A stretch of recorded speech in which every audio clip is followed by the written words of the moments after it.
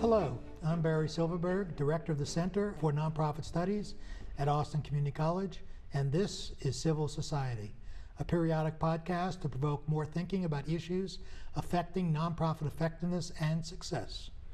My guest today is Mark Keister, the retired CEO of the Boys and Girls Clubs of the Austin area. Previously, he was Executive Director of the Town Lake YMCA and Chief Development Officer for the YMCA Austin. After about 20 years of that kind of work, Mark finally retired. Prior to his human service leadership, Mark spent 22 years in the media and advertising services. Despite his initial gruffness, Mark is a compassionate and persistent evangelist for serving the youth of our community. We've been colleagues, and I'm not sure if I could use that word friends, for well over 15 years. He's here today because with age and experience comes wisdom. So Mark, why do you care so much about youth? It's pretty simple. I mean, they're 28% of our population. They're 100% of our future. And unfortunately, in a lot of areas of our country, and we don't invest enough resources in the development of our children to ensure they have what we call great futures. Mm-hmm. And whereas I've never done any direct work with youth, except for maybe I guess in the Boy Scouts and stuff like that, when I was a youth myself, so to speak. That would have been a long, long time ago. That was a very long time ago. Longer ago than I care to admit. But I look much younger than I am. I know. But I just always felt that kids needed all kids need all the structure and support and guidance that you can give them. And in my particular case, my gift was resource development to help organizations like the Y and the Boys and Girls Clubs and some other not-for-profits I've served on boards of get the resources they need to serve children. So you entered this from the fundraising perspective, and then you went on to take the helm of the Boys and Girls Clubs. So what is the mission of the Boys and Girls Clubs?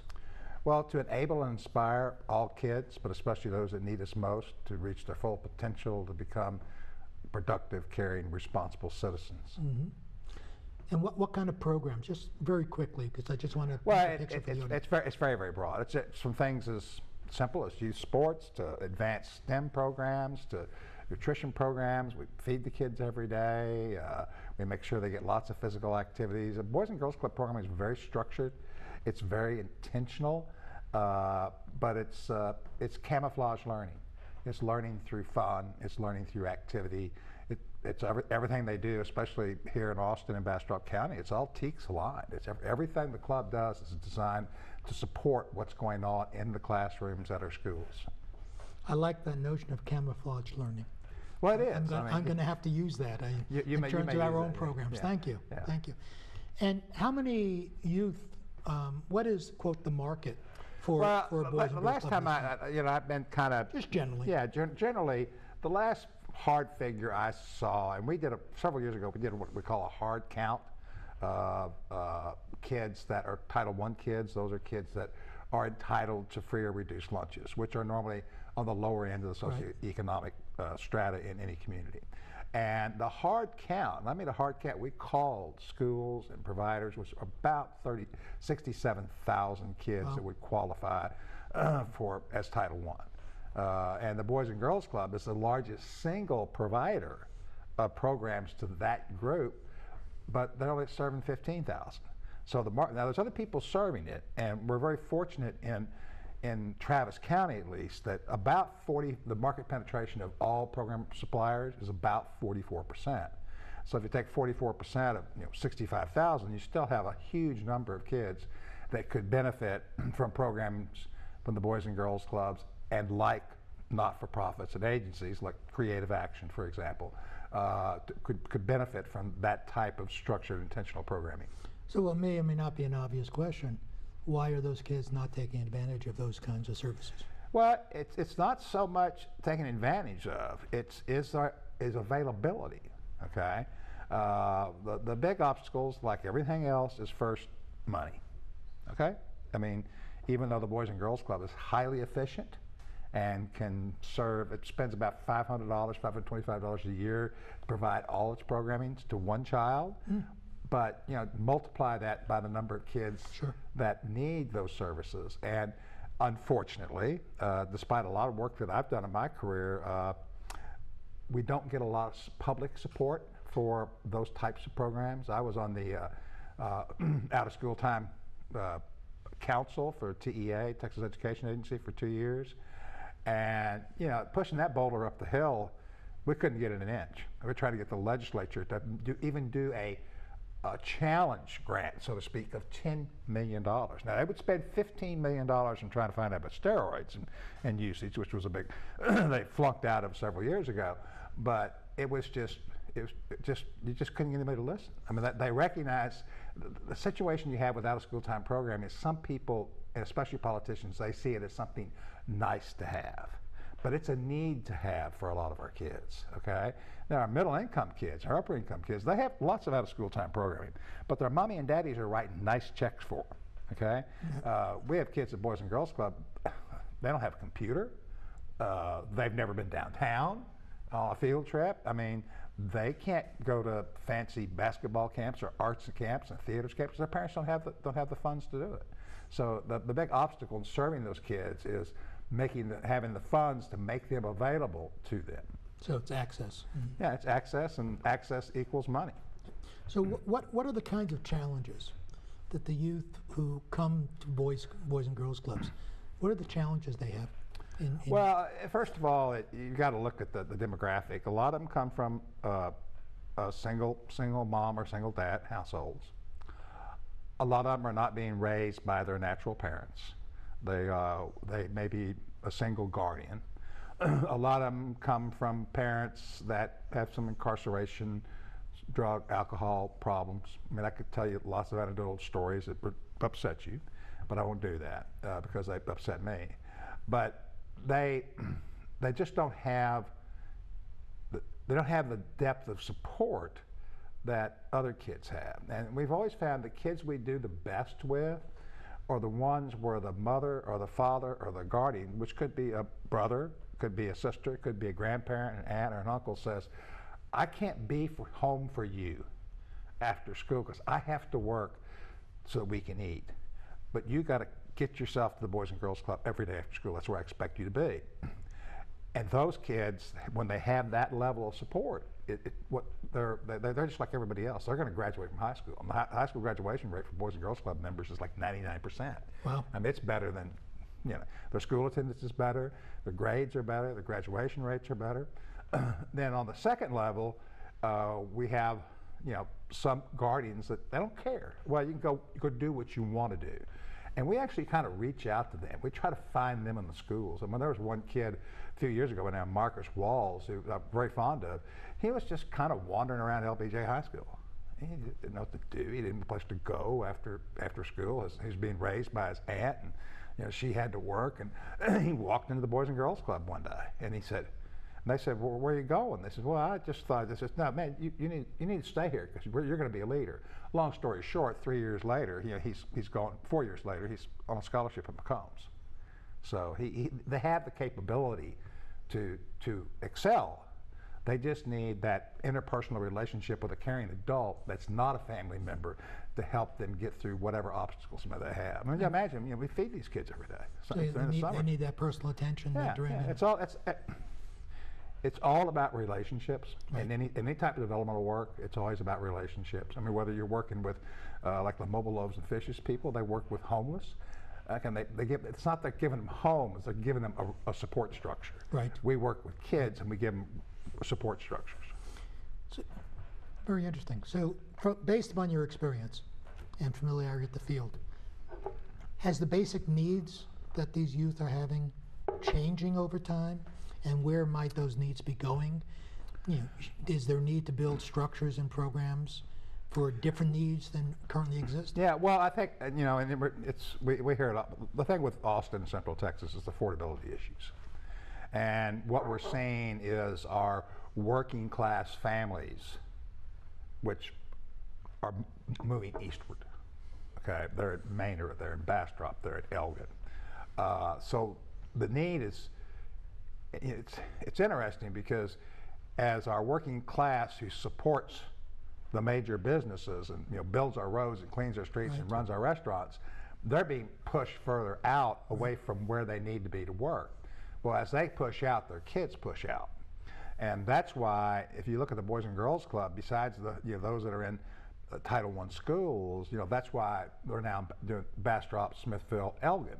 That's why the new home club that was written about in the paper today is going to be in Northeast Austin, because you have to go where the kids are. Right. So, and I think also what's happening, although I haven't seen any recent statistics on it, I would assume that due to the overall population growth, the number of Title I kids is probably not decreasing. If anything, it's probably staying the same, and it may be increasing some. Based upon your experience and that newfound wisdom I introduced you with, what lessons, your experience, would you tell somebody entering the arena of human services, working with youth? Well, I think that the first thing, and when you're the CEO of an organization like that, you do a lot of recruiting, not employees, but volunteers, primarily board members. And so I use that analogy. Yeah, please. The first thing that I always looked at in a potential board candidate was how they felt about kids, okay? A, did they have kids, okay?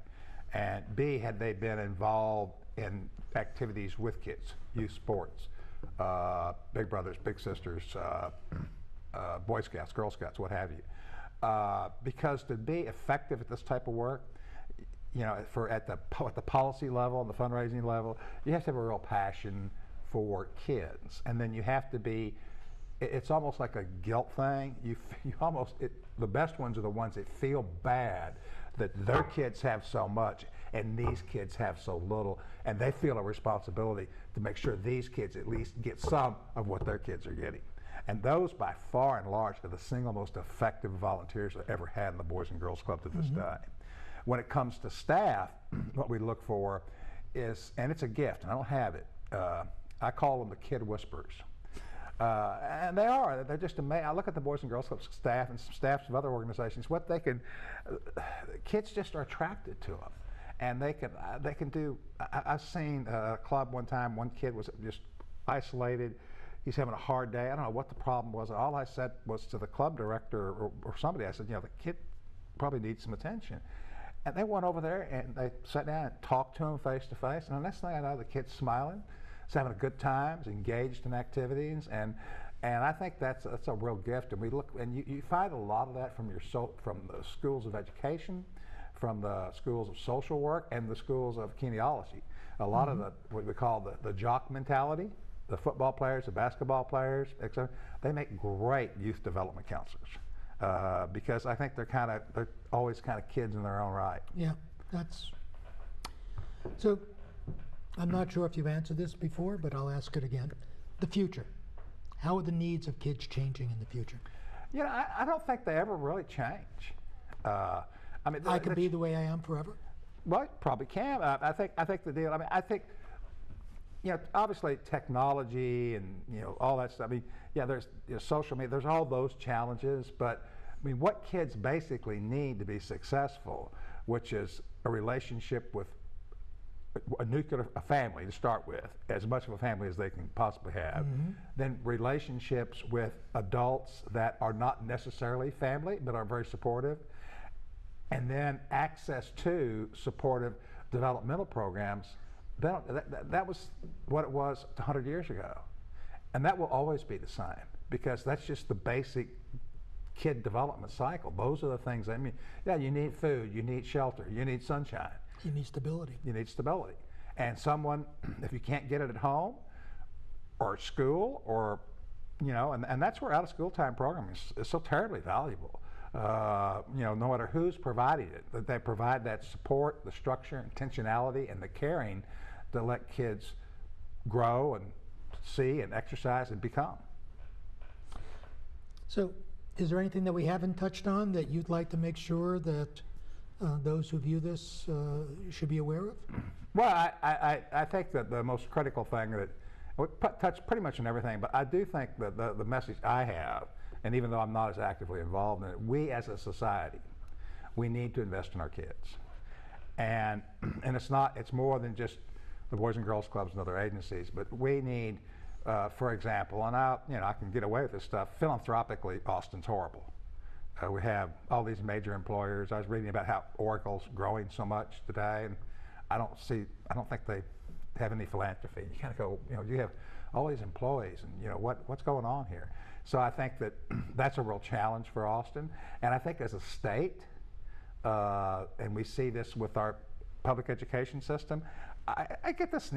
Sometimes I get so frustrated. I feel like those people in power, especially in the executive branch, they really kind of don't care. They don't understand that you need to invest in education. If you want to have a great future and have lots of kids that can fill these jobs and stuff in the future, you've got to invest in better public schools, better universities, and organizations that support them. And I think that's a big failure of both Austin and the state of Texas. Well, thank you, Mark. Thank you. Well, I want to say it on camera because we joke a lot. Yeah. I really appreciate what you've done in your career. I just love your passion and your commitment, and I'm sure that there are probably thousands of kids who have a better life because you headed up the Boys and Girls Club. Well, I appreciate that. I will humbly accept your humility.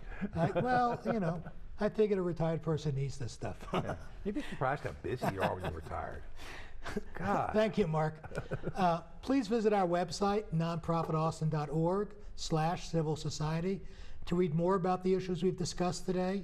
Also, please share your thoughts on today's podcast.